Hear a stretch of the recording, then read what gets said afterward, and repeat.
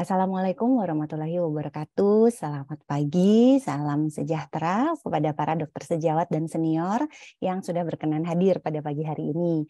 Sebelumnya terima kasih kepada PCJ dan juga Vaseline atas kepercayaannya kepada saya untuk membawakan topik ini. Hari ini topiknya adalah Skin Health 101, Trivial Questions from the Community. Karena keterbatasan waktu mungkin sifatnya lebih general refreshment dan juga sedikit update. Nanti untuk PDF juga akan dibagikan ke peserta ya dok. Berikut adalah top 10 questions, hasil survei dari panitia. Terima kasih panitia yang sudah mensurveikan. Nah, dari 10 pertanyaan yang memang banyak sekali ditanyakan oleh masyarakat, hari ini kita kelompokkan menjadi 5 topik bahasan berikut ini dok. Kita akan bahas satu persatu. Yang pertama adalah healthy glowing skin. Nah, kalau kita bicara kulit sehat, apa sih sebetulnya indikatornya? Yang pertama tentu hidrasi kulit. Hidrasi kulitnya harus baik. Kulitnya terlihat lembab, tidak ada kering, kelupas, tertarik. Dan kalau sirkulasinya baik, kulitnya tampak glowing. Kemudian yang kedua adalah skin tone-nya. Skin tone-nya baik. Warna kulitnya merata, bebas dari diskolorasi. Apapun warna kulitnya. Mau gelap, mau terang, yang penting warnanya rata dan bebas diskolorasi. Tekstur kulitnya baik, jadi teksturnya halus, relatif bebas dari spot yang kasar, akne atau scar. Tapi bukan bebas dari pori, karena banyak ya yang kayaknya sekarang tuh pasien nggak mau punya pori-pori. Karena pori itu fungsional dan esensial ada di kulit kita. Kemudian juga kekenyalan kulit. Kekenyalan kulit harus baik. Seiring usia, secara alami tentu kulit kita akan mengendur. Namun pada kulit yang sehat, prosesnya akan berjalan lebih pelan. Tentu saja juga kulit yang sehat ini harus bebas dari inflamasi, infeksi, dan juga tanda-tanda trauma. Nah, bagaimana mencapai kulit sehat ini? Tentu saja yang paling dasar dan terpenting adalah healthy lifestyle. Diet yang baik, tidur cukup, olahraga teratur, stres minimal, lingkungannya sehat, bebas polusi dan asam rokok misalnya kalau bisa ya. Dan tentu saja skincare yang baik, basic skincare. Nah, selanjutnya barulah krim racikan dokter, treatment dokter seperti laser atau IBD lainnya dan injectables. Dan terakhir barulah tindakan bedah. Nah, tentu tugas kita sebagai dokter untuk bisa mengedukasi para pasien kita untuk bisa hidup sehat dan juga memilih basic skincare yang tepat. Untuk kulit yang tidak bermasalah, tentu saja pasien bisa menggunakan OTC basic skincare dulu. Nah, tugas kita sebagai dokter, kita bantu memilihkan mana yang tepat. Tidak perlu berlapis-lapis tahap, misalnya 10 step Korean skincare. Nah, yang penting semua kebutuhan kulit terpenuhi, yaitu cleanser, moisturizer, sunscreen, dan juga bila diperlukan targeted steps-nya. Nah, sesuaikan sediaan produk dengan jenis kulit pasien. Bahan aktif untuk moisturizer silahkan disesuaikan dengan kebutuhan kulit. Dan untuk sunscreen sedikitnya harus memenuhi SPF 30, broad spectrum, dan bila perlu water resistant. Targeted treatment sesuai dengan kebutuhan kulit. Yang utama menurut saya tentu saja antioksidan. Berikut adalah pilihan bahan aktif yang sering digunakan, baik OTC juga yang racikan, yang kita bisa sesuaikan dengan kebutuhan kulit pasien. Umumnya dibagi menjadi 4 kelompok besar ini, anti-acne, moisturizing, anti-aging, brightening, atau kombinasi dari manfaat-manfaat ini. Nah, sebagai dokter, kita tentu harus terus mengupdate diri supaya kita well versed dengan perkembangan bahan aktif, terutama di OTC mungkin ya. Dan kita jadi bisa memilahkan mana yang aman, yang efektif, dan tentunya didukung banyak studi supaya bisa kita rekomendasikan untuk pasien kita.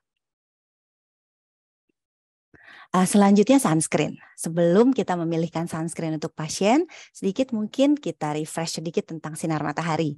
Dari 100% sinar matahari yang sampai ke permukaan bumi, UV hanya 5%-nya, meskipun UV tentu saja yang paling energetik. Sisanya adalah visible light 50% dan infrared 45%. Dan semuanya berperan pada photoaging dan rose generation. Nah, selain itu, di gambar yang kanan, semakin panjang gelombangnya, makin dalam penetrasinya ke kulit. Sehingga kita lihat visible light dan infrared bisa masuk hingga ke hipodermis. Dengan demikian, proteksi dari sinar matahari harus mencakup semua komponen ini. Pemilihan sunscreen juga harus kita sesuaikan dengan tipe kulit. Kulit terang perlu SPF sedikitnya 50. Makin gelap tipe kulit, makin tidak rentan sunburn dari UVB. Sehingga SPF 30 cukup selama dipakai dalam jumlah yang cukup. Semua tipe kulit perlu dilindungi dari UVA. Makin gelap kulitnya, makin perlu proteksi. Sampai saat ini kita memang belum punya standar grading untuk visible light protection. Prinsipnya makin gelap kulitnya, makin perlu visible light protection yang dapat di mana kita tahu visible light ini dapat menyebabkan pigmentasi. Nah, selanjutnya pemilihan sunscreen juga harus individual. Kita sesuaikan dengan kebutuhan dan kondisi pasien. Misalnya pasien kita berkulit atopik sensitif atau pasien kita akne atau rosacea pada bayi, pada anak. Tentu kita akan punya pertimbangan tersendiri untuk memilihkan. Misalnya kita mungkin akan lebih memilih mineral sunscreen. Lalu misalnya untuk pasien hiperpigmentasi, tentu perlu perlindungan yang lebih luas hingga ke visible light dan juga mungkin bahan-bahan antiinflamasi di dalamnya. Nah, selain matahari, tinggal di Indonesia, apalagi Jakarta, tentu polusi juga penting untuk kita perhatikan.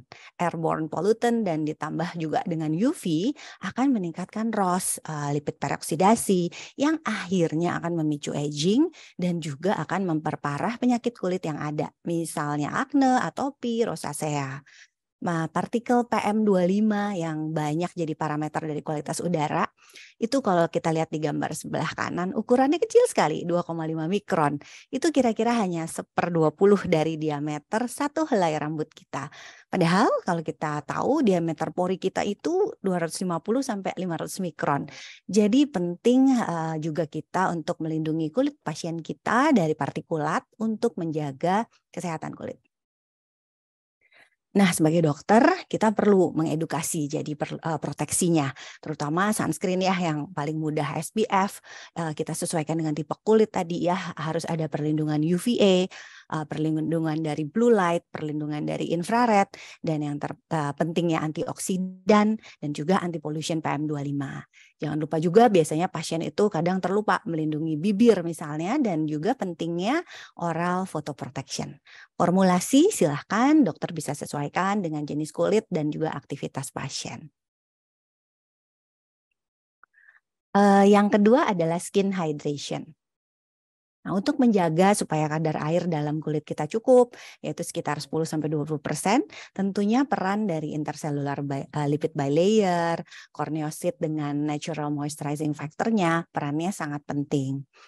Sehingga umumnya prinsip utama terapi pada kulit kering adalah kita akan mensupport barrier lipid yang ada di permukaan kulit menggunakan pelembab misalnya humectant juga ya, dan kita akan mensupport natural moisturizing factor-nya dan juga tentu perbaikan TEWL dengan support intercellular lipid barrier pada kulit pasien. Nah, berikut adalah diagnostic approach untuk pasien dengan kulit kering. Tentu kita gali dulu dari anamnesis, kita cari penyebab. Kemudian pemeriksaan fisik, kita lihat efloresensinya, luasnya, distribusinya, keparahannya, lalu juga bagaimana perjalanan penyakitnya. Barulah kita tentukan diagnosis. Nah, apakah dermatosis ini lesi kulit primer ataukah hasil dari komorbid atau juga efek simpang obat? Baru kita pilihkan terapi yang sesuai. Berikut secara lebih detail, hal-hal apa saja sih yang harus kita gali? Berbagai penyebab endogen seperti berbagai penyakit kulit, penyakit lain dalam tubuh di luar kulit, diet dan obat-obat apa saja yang dikonsumsi. Juga penyebab-penyebab eksternal lainnya ya, seperti dari lingkungan, mungkin pekerjaan dan hobi si pasien, dan juga kebiasaan mandi dari pasien. Nah, apabila diiringi gatal, berikut adalah beberapa penyakit kulit dengan tanda pruritus yang prominent, yaitu DKA, DA, ichthyosis, psoriasis, dan juga xerosis senilis. Kemudian terapi medikamentosa, tentu ini penting untuk diedukasi pada pasien-pasien kita dengan kulit kering. Cara mandi yang baik untuk menghindari air panas ya, kalau sampai berendam jangan lama-lama, jangan lebih dari 5 menit. Lalu pakai sabun yang lembut, yang non-alkali atau sindet, bebas pewangi, dan juga bagaimana memilih baju, pilih baju yang katun, yang bahannya nyaman ya, diet yang baik, bagaimana suhu ruangannya, dan juga tentu untuk menghindari dari stres. Berikut adalah bahan aktif utama yang penting ada dalam pelembab yang kita berikan pada pasien dengan kulit kering. Humectant ya, biasanya kita pilih bisa dari gliserin, urea, atau hyaluronic acid. Lipid non fisiologis kita bisa gunakan minyak nabati untuk mendapatkan efek oklusi, dan juga lipid fisiologis misalnya sekarang banyak ya yang mengandung ceramides atau free fatty acids, dan juga antipruritus bila perlu kita gunakan juga misalnya seperti glisin dan berbagai soothing agent, dan bahan-bahan suportif lainnya misalnya dexpanthenol.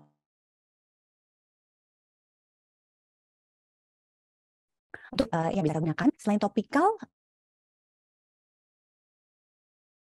terapi juga bisa kita gunakan untuk itu juga dengan obat sistemik yang pasti itu antiterapi juga antioksidan dan juga fish oil. Sebagai panduan untuk memilih vehikulum dari pelembab, kira-kira semakin kering, semakin bersisik, maka kita perlu semakin oklusi. Kita pilih pelembab yang semakin lipofilik, yang makin rendah kadar airnya di dalam produk yang kita pilih. Sebaliknya, kalau semakin inflamatif, maka tentu memerlukan direct hydration, kita pilih produk-produk yang lebih hydrofilik. Pasien juga perlu diedukasi untuk penggunaan pelembabnya ini, dan tentu kita perlu meresepkan jumlahnya harus sesuai dengan kebutuhan pasien. Misalnya kalau untuk daerah wajah dan leher misalnya, itu kita perlu 80 gram untuk kalau kita minta pasien pakai 2 kali sehari selama sebulan. Jadi yang kita berikan juga harus cukup jumlahnya. Yang ketiga adalah stretch mark. Dalam praktek, stretch mark yang kita kenal juga sebagai striae rubra, striae distensi, atau striae gravidarum pasti sering ya jadi keluhan pasien, dan juga demand untuk pasien untuk terapi juga sangat tinggi. Sering kita temukan terutama di populasi ibu hamil dan juga di populasi dewasa. Pada ras kulit hitam umumnya lebih parah daripada ras Kaukasia. Ada 2 bentuk ya, striae rubra dan striae alba. Nah, yang rubra ini memang merupakan yang fase akut, fase awal, di mana lesi tampak merah, tegak lurus dengan regangan kulit, dan terkadang bisa gatal. Striae bisa ditemukan di banyak area kulit, baik di sisi depan tubuh maupun juga di belakang. Kalau di pria biasanya di bokong, di punggung bawah, di belakang lutut, dan tentunya juga area regang yang sering stretching angkat beban ya para pria-pria, yaitu di dada dan di lengan. Kalau di wanita, selain area-area itu, yang sering juga di payudara, merupakan area yang sering dikeluhkan nih biasanya pada remaja-remaja. Juga kalau pada ibu hamil ya, tentunya selain payudara juga yang paling sering tentu di perut. Berbagai faktor berhubungan dengan timbulnya stretch mark, riwayat keluarga atau di masa puberti, growth spurt, obesitas, kenaikan berat badan mendadak, penggunaan steroid kronis, hamil, Cushing syndrome, dan juga etnis, ras kulit hitam ya. Berikut juga di sebelah kanan kita lihat beberapa penyakit yang bisa berhubungan dengan striae, riwayat surgery di daerah yang rentan, dan juga beberapa obat lain yang bisa berhubungan. Hal-hal ini tentu perlu kita anamnesis lebih jauh sebelum kita masuk ke dalam terapi supaya bisa membantu tercegah terjadinya striae yang baru. Nah, berbeda dengan striae rubra yang tampak merah, striae alba tampak atrofik dan juga pucat dan merupakan bentuk akhir dan bentuk permanen dari striae. Kenapa ya kalau rubra itu warnanya merah? Nah, ternyata memang karena di papillaridermisnya ada vaskular ekstasia dan angiogenesis. Berbeda dengan striae alba yang justru tidak banyak vaskularnya. Berikut adalah gambaran histopatologinya, di mana pada striae rubra kita lihat terjadi peningkatan mikrovaskular yang mengakibatkan warna merah pada striae rubra. Secara klinis, karena dari lebar garis strienya, kita juga bisa bedakan striae rubra menjadi 3 tipe. Tentunya semakin kecil ukurannya ya semakin baik ya prognosisnya untuk terapi. Berikut adalah rekomendasi approach kita saat kita menemui pasien dengan strie rubra. Anamnesis lengkap tentu, riwayat keluarga, cari faktor yang berhubungan, lalu kita periksa klinis, termasuk juga melihat apakah ada ya keluhan psikologis akibat kondisi ini. Kita tentukan juga tipe kulitnya yang akan mempengaruhi perjalanan keparahan strienya dan juga risiko komplikasi dari terapi kita. Kemudian kita grading tipe strienya dan tentunya kita foto. Barulah kita pertimbangkan pilihan terapi. Apakah kita akan berikan terapi non-invasif baik dengan krim topikal atau terapi sinar, atau invasif dengan laser atau bahkan surgery, atau justru kita putuskan ya kita observasi dulu saja deh. Nah, kalau kita search studi tentang strie, banyak sekali pastinya dokter bisa dapatkan. Beragam terapi dipelajari, beragam terapi juga dibandingkan. Maka cara terbaik untuk kita menilai pilihan terapi tentu dengan melihat berdasarkan level of evidence-nya. 1 yang paling kuat dan 5 yang paling lemah. Berdasarkan cara kerjanya, ada 4 cara kerja terapi untuk strie. Yang pertama meningkatkan produksi kolagen, lalu mengurangi vaskularisasi pada strie rubra dengan berbagai tipe laser. Ketiga, meningkatkan melanin pada strie alba, biasanya kita dengan UV laser atau light ya dan lain-lain. Dan tentu fokus utama terapi strie adalah meningkatkan produksi kolagen. Kita bisa lakukan dengan topikal, dengan peels, dengan fractional laser, mekanik, dan PRP dan lain-lain. Untuk hasil yang terbaik mungkin kita lihat saja yang LOI 1 dan 2. LOI 1 ternyata topical, retinoic acid dan juga ada centella dan hyaluronic dan topical non-spesifik lainnya. Dan untuk terapi ada fractional laser yang non-ablatif, RF, diode, dan excimer pada strie alba. Artinya buat kita adalah saat kita mempunyai pasien dengan strie, pastikan kita juga berikan topicals ke pasien. Jangan kita hanya treatment. Lalu pada saat kita mau pilih treatment, kita pertimbangkan selain juga jenis strienya, jenis kulit pasien, tapi kita pertimbangkan juga level of evidence dari treatment yang kita pilih. Ya, selanjutnya adalah tentang hyperpigmentation. Berikut mungkin adalah berbagai kelainan hiperpigmentasi yang mungkin kita sering temukan ya di praktek. Ini memang yang sering kita temukan pada kulit Asia. Namun fokus kita pada hari ini adalah PIH dan melasma. Pola distribusi terbanyak dari melasma adalah masih sentrofasial, barulah jenis yang malar, lalu jenis yang mandibular, dan terbanyak jenisnya adalah yang mix, dermo-epidermal. Berikut contoh dari epidermal melasma. Bila kita lihat dengan Woods lamp, maka akan semakin jelas pigmennya. Dan pada dermoskopi tampak pigmented reticular network yang berwarna coklat dengan telangi ektasia. Patofisiologi melasma sifatnya multifaktorial sehingga umumnya resisten terapi dan juga rekurensinya tinggi. Nah, ada 5 patogenesis utama dalam melasma. Adanya predisposisi genetik, paparan radiasi matahari, dan faktor hormon itu awal yang akan memicu terjadinya aktivasi melanosit berlebihan. Nah, juga akan memicu aktivasi dari sel mas, jumlah sel mas akan meningkat, yang akhirnya akan berujung ke gangguan membran basal dan juga solar elastosis. Selain itu ada peningkatan VEGF, endotelin 1 yang akhirnya akan meningkatkan vaskularisasi. Semua ini akhirnya memicu terjadinya agregasi melanosom dan melanin di epidermis dan dermis. Nah, 5 faktor utama ini semuanya perlu kita tata laksana untuk mengoptimalkan hasil pengobatan kita. Berikut adalah gambar histopatologi dari melasma. Di gambar A di atas kita lihat epidermisnya atrofi dengan stratum corneum yang tipis, hipogranulosis, dan polarisasi nukleus di lapisan basal hilang. Tampak solar elastosis di dermis atas dan serabut kolagen juga tidak terstruktur. Gambar B dengan pewarnaan Fontana Mason, kita lihat melaninnya padat homogen dengan melanosom di seluruh lapisan epidermis, termasuk di stratum corneum, dan juga ada granul melanin ekstraselular di dermis atas. Pada gambar C, kita lihat melanosit yang hipertrofik berwarna coklat dengan dendritnya yang prominent dan pendulum melanosit yang panah putih ya, yang hilang kontak dengan lapisan basalnya. Berikut adalah DD dari melasma yang harus kita singkirkan dulu sebelum kita memulai terapi. Berbagai macam ada di sini, termasuk mungkin yang sering nevus hori dan juga PIH. Berikut adalah bahan-bahan aktif yang kita sering gunakan untuk hiperpigmentasi dan mekanisme aksinya. Kalau dulu kita biasanya bagi menjadi inhibitor tirosinase, inhibitor melanosom transfer, dan juga yang untuk meningkatkan epidermal turnover dan yang mekanisme lain.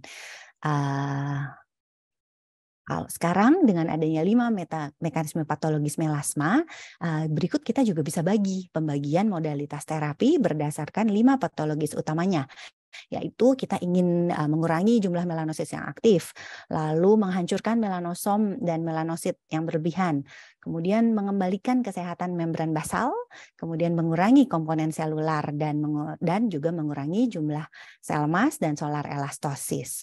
Nah, sebaiknya kombinasi treatment yang kita berikan pada pasien melalui treatment topikal, oral, dan juga berbagai prosedur bisa mencakup lengkap 5 patogenesis ini supaya kita bisa mendapatkan hasil yang optimal.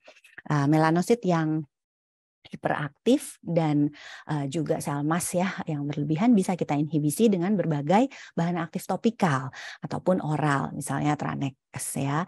Kemudian melanosom yang berlebihan bisa kita hancurkan dengan berbagai prosedur. Kemudian membran basal biasanya dengan MRF dan komponen vaskular dengan laser atau oral tranexamid. Tentunya sesuaikan prosedur dan treatment yang dilakukan sesuai dengan kompetensi dokter. Izin dokter Dan, ya. Waktu sisa 5 menit. Terima kasih. Ya, terima kasih dok. Ya. Dan yang berikut adalah kekuatan rekomendasinya untuk skin of color. Yang masih A masih memang hidrokinon dan kombinasi dari hidrokinon. Dan semuanya yang lain di sini B, kecuali laser ablatif yang memang tidak direkomendasikan pada skin of color karena risiko PIH yang tinggi. Tentunya pasien harus tetap kita edukasi dengan penekanan pemilihan sunscreen yang baik, melindungi dari UVA, UVB, visible light, dan juga menghilangkan faktor-faktor penyebab. Nah, meskipun hidrokinon tetap gold standar kita, penting untuk kita ingat untuk melakukan rotasi dan hidrokinon vacation untuk mengurangi risiko okronosis. Apalagi kalau pasien kita ini kulitnya gelap. Tabel di kiri adalah pilihan-pilihan terapi topikal yang bisa kita gunakan yang non-hidrokinon. Nah, selain itu untuk dokter yang mungkin tidak memiliki laser atau bisa kita gunakan chemical peeling yang merupakan alternatif yang baik juga dengan kekuatan rekomendasi B ya pada skin of color. Tabel di kanan adalah berbagai pilihan untuk chemical peel. Tentu sebaiknya tetap hindari dipil ya dok pada skin of color. Nah, berikut adalah algoritma treatment untuk melasma. Pada semua kasus, sunscreen tentu penting, oral antioksidan, dan pertimbangkan mungkin bila perlu oral tranexamic acid sesuai penilaian dokter. Untuk melasma ringan bisa mencoba topikal hidrokinon, tretinoin, azelaic acid, vitamin C dulu. Kalau responnya baik bisa lanjut maintenance topikal dengan intermittent hidrokinon. Kalau non-responsif atau melasma sedang berat bisa berikan triple combination. Setelah stabil baru kembali ke topikal biasa. Bila non-respons, chemical peel. Bila belum respons juga bisa masuk ke laser. Tentunya sekali lagi sesuaikan dengan kompetensi dokter. Note penting buat laser, waspada dok hipopigmentasi gutata akibat interval laser yang terlalu sering.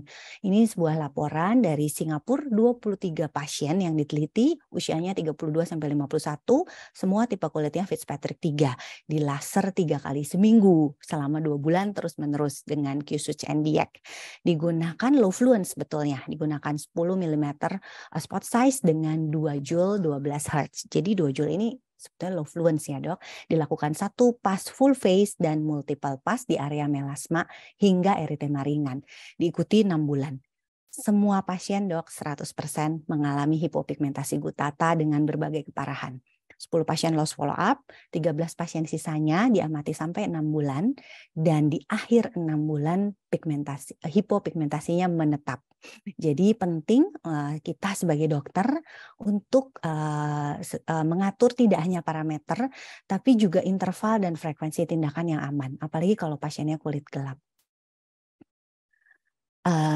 Sedikit mungkin tentang hipopigmentasi, ini algoritma dan diagnosis terapinya, dan bisa kita lihat mana yang kita bisa bagi berdasarkan jenisnya, yang acne related, atau kita akan biasanya berikan topical retinoid, kemudian alternatifnya azelaic acid, begitu misalnya, dan yang lain-lainnya. Dan ini adalah treatment pada skin of color yang bisa dipertimbangkan untuk HPI ya dok. Terakhir adalah aging skin. Penyebab aging tentu macam-macam, radiasi matahari, tapi tidak hanya UV, tadi kita sudah bahas visible light, infrared, rokok, temperatur, nutrisi, stres, kurang tidur, polusi, dan semuanya berpengaruh buat aging. Ini jelas ya dok, gambarnya dokter pasti sudah sering melihat. 90% skin aging disebabkan oleh sinar matahari. Ini contoh yang mungkin sudah sering kita lihat. Begitu juga dengan rokok, saudara kembar, yang satu merokok, yang satu tidak, perbedaan usianya dinilai bisa sampai 10 tahun. Ini juga pajanan mataharinya sama, yang berbeda hanya rokok. Tanda agingnya jelas berbeda. Dan tidak hanya pada kulit kaukasia saja, ini contohnya kulit gelap, yang kiri tidak merokok, yang kanan merokok. Kita lihat perbedaan di area mata dan juga mid face volume loss-nya. Selain itu juga UVA ya dok, kaca, karena kita tahu UVA ini menembus kaca, jadi kalaupun sudah terproteksi kaca, UVB-nya terblokir, tapi UVA-nya masuk, dan area yang kena sinar UVA tetap akan tampak tanda aging yang lebih berat. Ini juga sama ya dok, UVA. Berikut adalah juga tentang aging ya, yang diakibatkan oleh panas, di mana panas ini akan meningkatkan ROS, inflamasi, aktivasi MMP, ujungnya juga kolagen defisiensi dan solar elastosis. Jadi kalau komponen UV sudah di counter dengan sunscreen, masih perlu strategi khusus untuk thermal aging. Polusi tadi kita sudah bahas ya dok, pentingnya ada anti polusi di dalam regimen anti aging yang dokter berikan. Ini histologis, kita lihat kulit aging di mana epidermisnya atrofi, epidermal junctionnya merata, dan kolagen fibernya tidak terstruktur dengan baik. Berikut tampilan pada kulit Asia, kita bedakan intrinsic aging dan extrinsic aging. Yang kalau pada kulit Kaukasia perbedaannya jauh lebih mencolok ya dok. Penting diingat bahwa kulit Kaukasia dan kulit Asia memiliki karakteristik yang berbeda, yang akhirnya tanda aging yang dominan akan berbeda juga. Misalnya aktivitas tirosinase kita yang lebih tinggi, melanin kita lebih banyak, kemudian melanosom kita lebih banyak, lebih besar-besar, lebih banyak di epidermis. Kita juga responnya terhadap pajanan UV, produksi melaninnya juga lebih cepat. Jadi kita akan lebih rentan diskromia, dan diskromia adalah tanda awal foto aging pada kulit Asia. Berbeda dengan di Kaukasia yang mungkin tanda awal dari foto agingnya adalah kerut. Selain itu juga perbedaan struktur skeleton wajah ya dok, yang akan akhirnya menyebabkan tampilan agingnya juga berbeda. Ini kita lihat ras berbeda, semua usianya sama, karakteristik agingnya berbeda-beda. Berikut adalah 4 aspek aging pada kulit Asia. Ya, tanda awalnya tadi ya dok, pigmentari ya, diskromia, dan tanda-tanda lainnya kita bahas sedikit satu-satu. Untuk pigmentari changes tadi ya sudah ya dok, kadar epidermal melanin yang tinggi mengakibatkan kita rentan hiperpigmentasi, uneven skin tone, dan akhirnya berbagai macam kelainan pigmentasi.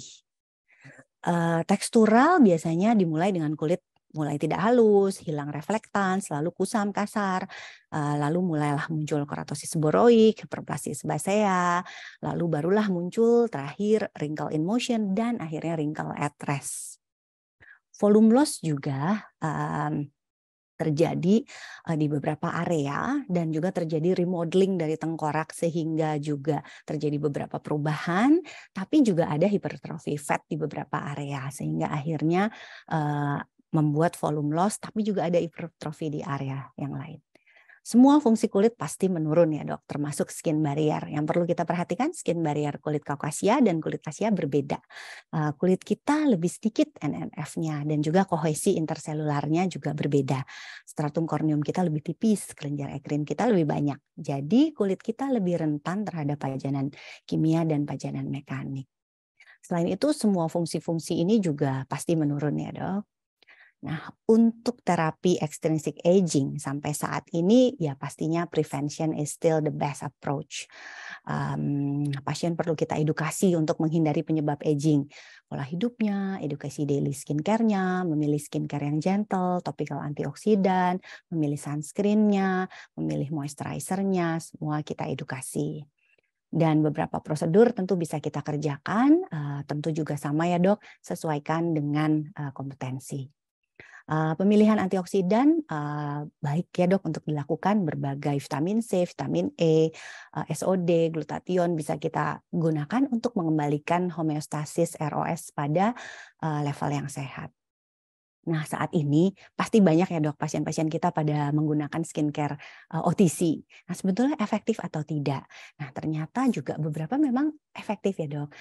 Berbagai skincare dengan OTC seperti AHA yang mengandung glycolic acid, lactic, citric, mandelic memberikan perbaikan bermakna pada tanda-tanda penuaan. Kemudian juga niacinamide, vitamin C, ada perbaikan kerut, tekstur, elastisitas. Begitu juga dengan ALA dan hyaluronic acid untuk skin hydration. Yang menarik, pembelian salah satu penelitian yang tercantum, pembelian hyaluronic acid intermediate size 1% pada kulit yang kulitnya atrofi karena usia dan karena topical steroid ternyata didapatkan kembali penebalan kulit. Juga peptides, baik signal peptides, carrier peptides, neurotransmitter peptides ternyata juga memberikan perbaikan. Nah, membahas anti-aging nggak lengkap ya dok kalau kita nggak membahas sedikit retinoid gold standar anti-aging kita. Fungsinya menghambat AP1 menekan MMP sehingga akhirnya mencegah degradasi kolagen. Nah, berbagai penelitian retinoin dengan durasi bahkan juga 2 tahun dan lebih juga sudah terbukti aman dan efektif. Ini kita sudah pasti tahu ya dok. Tapi bagaimana dengan retinol versi OTC-nya? Nah, ternyata retinol dan juga retinaldehyde yang bisa didapatkan pasien secara bebas juga memberikan hasil yang baik dengan efek samping retinisation yang lebih rendah dibandingkan dengan retinoin. Maka pada pasien-pasien kita yang mungkin tidak bisa mentolerir retinoin apapun cara pemakaian yang sudah kita ajarkan, maka retinol bisa jadi alternatif kita. Nah, berbagai kinerja dari OTC anti-aging yang baik ini juga berimplikasi pada regimen pasien kita. Sebagai dokter, kita tentu harus beradaptasi. Memberikan kosmetik OTC dengan racikan sangat dimungkinkan ya dok, pada pasien-pasien yang menolak melepaskan OTC skincare-nya secara penuh. Ini slide terakhir saya. Sekali lagi, untuk kesehatan kulit merupakan tugas kita sebagai dokter untuk edukasi healthy lifestyle dan rekomendasi basic skincare yang tepat untuk pasien, termasuk pentingnya sun protection. Nah, karena matahari merupakan 90% penyebab skin aging, edukasi tiada henti dari kita sebagai dokter tentang sun protection dan sunscreen merupakan tanggung jawab kita. Pastikan rekomendasi kita bersifat personalized, sesuai tipe kulit dan permasalahan kulit pasien, dan luas, tidak hanya UVA, tapi juga untuk visible light, infrared, polusi, dan tidak lupa juga oral photoprotection. Terima kasih, saya kembalikan ke MC. Terima kasih dok. Baik, terima kasih Dokter Dian untuk presentasinya yang luar biasa, dokter. Baik, saat ini kita memasuki sesi diskusi ya, dokter, karena sudah banyak sekali pertanyaan untuk dokter. Izinkan saya memilih satu pertanyaan. Pertanyaan dari Dr. Rositri Wulandari. Dari Blitar, pertanyaannya untuk Dr. Dian. Mohon izin bertanya, dokter. Yang pertama, bagaimana pemilihan active ingredients pada pasien hamil dan menyusui yang menginginkan kulitnya tetap glowing dan cerah? Yang nomor dua, untuk sunscreen pada bayi atau anak, apakah dapat menggunakan sunscreen orang dewasa OTC, dok? Terima kasih atas ilmu dan jawabannya. Mohon dibantu, dokter, untuk jawaban dan penjelasannya. Nah, terima kasih dok pertanyaannya. Yang pertama untuk active ingredient pada saat hamil dan menyusui. Secara prinsip sebetulnya hampir semua active ingredient pada saat hamil dan menyusui bisa kita gunakan. Namun tentu ada beberapa yang memang terbatas. Dua yang terpenting adalah satu hidrokinon, karena absorpsi sistemik dari hidrokinon ini sangat tinggi ya dok. Dan yang kedua adalah tretinoin. Nah untuk tretinoin ini karena memang luas ya dok, ada retinoic acid yang kita harus dengan resep dokter, itu sudah jelas pakemnya sebaiknya dihindari selama hamil, tapi juga ada beberapa golongan yang memang bisa didapatkan bebas oleh pasien, misalnya retinol. Nah, retinol ini masih abu-abu ya dok. Ada dokter-dokter yang berpendapat bahwa bisa lah diberikan masih karena absorpsinya juga kecil sekali dan sampai saat ini juga belum ada bukti-bukti efek yang buruk dari retinol pada ibu hamil. Tapi ada juga dokter yang tetap mengambil garis aman untuk juga tetap mencegah pemakaian retinol dan menggantikannya dengan bahan aktif yang lainnya. Dokter bisa gunakan bahan aktifnya, sebenarnya pilihannya banyak sekali ya dok. Yang kita tadi sudah lihat yang bagus untuk anti aging, dokter bisa gunakan vitamin C misalnya, AHA misalnya, itu semuanya bisa kita gunakan untuk pada ibu hamil dan juga pada ibu menyusui. Dan juga berbagai bahan aktif OTC yang banyak beredar juga sebenarnya banyak yang bagus-bagus ya dok. Dokter bisa pilih hyaluronic misalnya untuk hidrasinya, kemudian peptide misalnya, bakucol misalnya untuk anti agingnya. Kemudian untuk sunscreen untuk bayi dan anak, apakah bisa pakai yang punya dewasa saja? Nah, memang saat ini rekomendasi untuk sunscreen untuk anak terakhir dari AAP ya dok, American Academy of Pediatricians, itu rekomendasinya memang sudah sedikit agak berubah. Dulunya kan bayi di bawah 6 bulan itu masih sun protection tanpa sunscreen, di atas 6 bulan barulah mulai bisa menggunakan sunscreen. Nah, saat ini bayi di bawah 6 bulan sudah boleh menggunakan sunscreen juga, tapi terbatas, yaitu pada area yang terpajan matahari saja, dan area-area lain yang tidak terpajan sebaiknya kalau masih bisa ditutupi dengan baju, dengan metode sun protection lainnya, disarankan menggunakan metode lainnya dulu. Nah, area terbatas seperti wajah, mungkin punggung tangan misalnya, apabila menggunakan sunscreen, bayi di bawah 6 bulan sebaiknya menggunakan mineral sunscreen, artinya yang mengandung zinc oxide dan juga titanium dioxide. Nah, di atas 6 bulan bisa lebih luas lagi penggunaannya, area-area lainnya tetap boleh, tapi tetap disarankan menggunakan mineral sunscreen. Di atas 2 tahun silahkan dok bisa memilih antara chemical maupun mineral sunscreen. Nah, jadi kalau sunscreen orang dewasa tinggal kita lihat saja dok, itu sunscreen jenis apa. Karena kan sekarang sunscreen ada yang mineral, ada yang chemical, ada yang hibrid juga. Kalau masih di bawah 2 tahun mungkin sarannya masih mineral ya dok. Kalau sudah di atas 2 tahun monggo dok silahkan bisa menggunakan sunscreen milik orang tuanya saja supaya tidak repot. Baik dokter, terima kasih dokter, penjelasannya sangat detail. Ini pasti sudah menjawab pertanyaan dari dokter Rosa Triwulandari ya. Baik dokter, kita coba pertanyaan nomor 2 ya dokter, untuk dari dokter Jessica Beatrice. Selamat siang dokter Dian, saya Jessica dari ZAP Surabaya. Apakah penggunaan oral asam tranexamat pada pasien melasma mempengaruhi siklus menstruasi ya dok? Kalau iya, apakah perlu diimbangi dengan terapi lain? Terima kasih. Mohon penjelasannya dokter. Terima kasih dok. Ya, untuk oral tranexamic ini sekarang kita memang mulai banyak gunakan ya dok, dan memang hasilnya juga baik, secara studi juga didukung dengan bukti-bukti yang baik. Namun tentunya tetap kembali mungkin saya ingatkan untuk pentingnya pemeriksaan di awal ya dok, kita perlu lakukan berbagai pemeriksaan untuk memastikan bahwa pasien ini tidak memiliki kontraindikasi untuk pemberian oral tranexamic acidnya. Nah, untuk pertanyaannya, apakah ada gangguan siklus mens? Memang kalau di literatur sebetulnya tidak terlalu banyak disebutkan. Namun pada praktek sehari-hari, pada kenyataannya memang betul ya dok, ada beberapa pasien-pasien yang mengeluh siklus mensnya itu terganggu. Selain misalnya jumlah darah yang keluar pada saat menstruasi berkurang, misalnya demikian. Mungkin bisa dilihat case by case saja dok. Apabila memang itu terjadi dan mengganggu pasien, maka tentunya kita bisa gantikan dengan obat sistemik lainnya. Dokter misalnya bisa pilih N-asetilsistein atau misalnya pilih dengan vitamin C, glutathione yang mungkin bisa menggantikan atau pengaturan dosisnya. Mungkin itu dok. Baik dokter, terima kasih ya dokter untuk penjelasannya. Ini sangat menjawab pertanyaannya. Baik, mungkin karena keterbatasan waktu, kita tambah satu lagi pertanyaan terakhir ya dokter. Di sini ada pertanyaan dari dokter Angela Yahya. Izin bertanya dokter Dian, ada 4 pertanyaannya. Yang pertama, setiap berapa lamakah aplikasi sunscreen harusnya diulang? Apakah kulitnya harus dibersihkan setiap kali mau diulang atau bisa langsung diaplikasikan tanpa dibersihkan terlebih dahulu? Yang kedua, apakah ada jenis pelembab khusus yang dapat digunakan untuk mencegah terbentuknya stretch marks?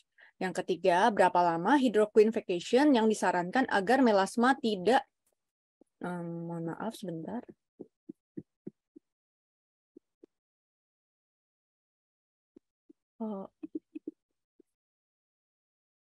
Izin dokter sebentar ya. Ada gangguan teknis sedikit. Oke. Iya, Berapa lama hydroquine vacation yang disarankan agar melasma tidak kembali muncul atau menggelap lagi? Apakah bercak hipopigmentasi akibat terapi hiperpigmentasi agresif sebelumnya bisa diobati? Terima kasih. Silakan dokter untuk menjawab yang pertama terlebih dahulu. Terima kasih dokter. Terima kasih dok. Ya, yang pertama untuk pengulangan sunscreen. Ya memang sampai saat ini secara umum panduan yang kita gunakan untuk reaplikasi ulang sunscreen adalah setiap 2 jam. Tapi tentunya dok, kalau kita juga sebagai pengguna sunscreen juga ya, kita semua di sini, tentu sebetulnya sangat sulit ya dok. Kalau kita akan ulang setiap 2 jam, maka dalam 1 hari, kalau kita beraktivitas di luar itu 8 jam saja ya dok, maka itu sudah 4 kali mengulang sebetulnya. Nah pasti sebetulnya sedikit sekali mungkin pasien yang bisa comply penuh dengan saran yang memang baik ini. Nah, alternatifnya selain juga mengulang setiap 2 jam, alternatif yang bisa digunakan adalah dengan menggunakan 2 kali di pagi hari. Jadi biasanya ada sebuah studi yang sudah menilai ternyata kadar SPF yang tetap ada proteksi yang ada di kulit juga ternyata cukup mencukupi.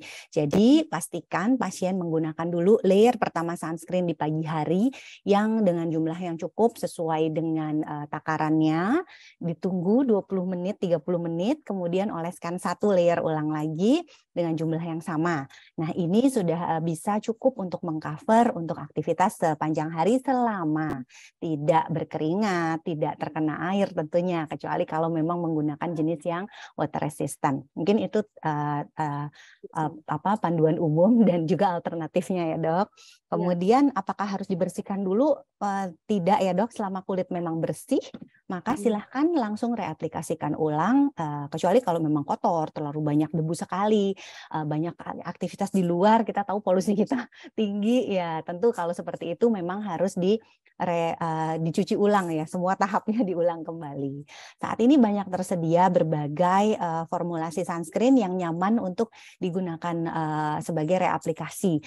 Dokter bisa pilihkan mana yang paling tepat untuk pasien, mulai dari sunscreen spray atau mungkin yang stick misalnya, atau mungkin yang bentuknya powder misalnya. Kalau hanya untuk reaplikasi silahkan dipilihkan. Yang kedua adalah tadi untuk pelembab mencegah stretch mark ya dok ya, yang digunakan selama hamil ya. Tadi kita sudah sedikit lihat juga dok bersama-sama, pelembab yang bisa kita gunakan biasanya adalah justru beberapa pelembab yang non spesifik itu bisa dok ya, LOI-nya cukup baik. Jadi yang selama ini dipakai turun-temurun mungkin malah ya dok, berbagai minyak nabati seperti coconut oil, almond oil bisa digunakan. Kemudian juga mungkin yang baik mendapat LOI-nya juga adalah ceramide dan hyaluronic acid. 2 ini juga bisa dokter resepkan untuk digunakan pasien selama pasien hamil.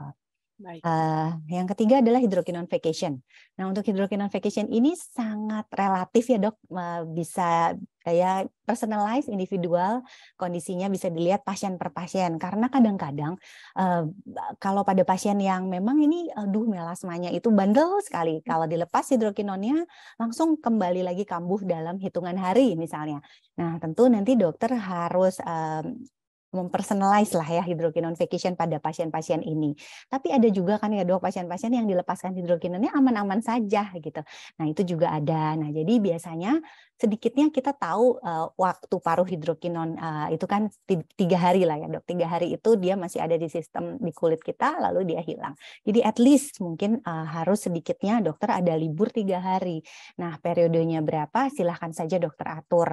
Bagaimana? Kalau memungkinkan sih, kalau saya biasanya sedikitnya seminggu dalam sebulan. Kalau memang pasiennya itu sudah harus banget ini tergantung gitu ya hidrokinon nggak bisa belum bisa dilepaskan sedikit demi sedikit, maka sedikitnya seminggu dalam sebulan.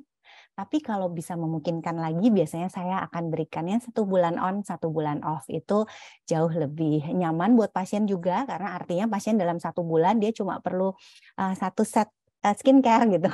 Sudah habis baru kita berikan yang ada hidroquinonnya lagi misalnya itu. Jadi kalau bisa sebulan-sebulan tentu lebih nyaman untuk pasien. Baik.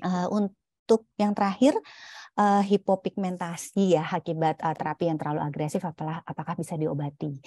Contohnya mungkin maksudnya yang tadi mungkin ya dok ya. Contoh tadi misalnya hipopigmentasi gutata akibat parameter laser yang terlalu tinggi atau frekuensi laser yang terlalu dekat-dekat dan sangat terlalu intensif.